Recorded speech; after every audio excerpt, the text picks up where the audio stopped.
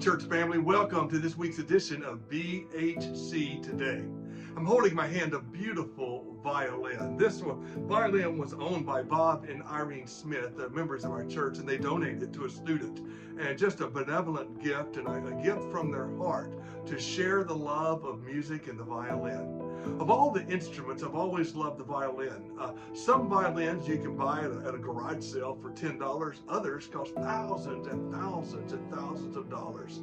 Now, I've often wondered why some are so valuable and some are not worth much at all. It's a wonderful instrument that makes a wonderful melody of music. You know, last week I preached a sermon called The Touch of the Master's Hand. I told a story about a violin and really even recited a poem. The poem was written by Myra Brooks Welch, and it's a great analogy of many of our lives.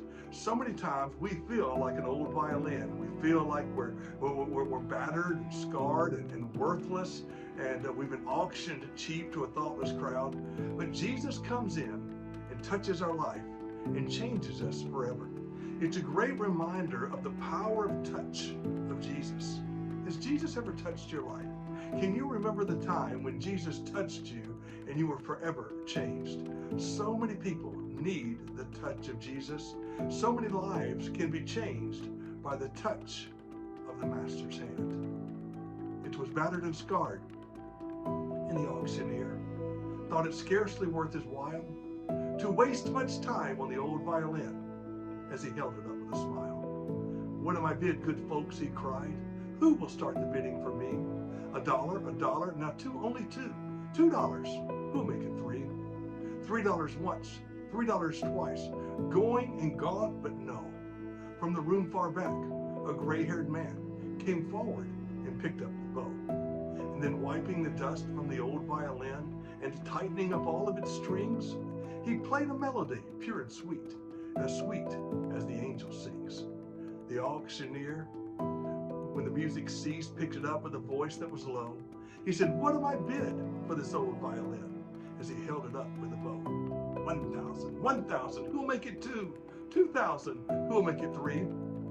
3,000 once, 3,000 twice, going and gone, said he. The people cheered, but some of them cried, "We do not quite understand. What's changed its worth?"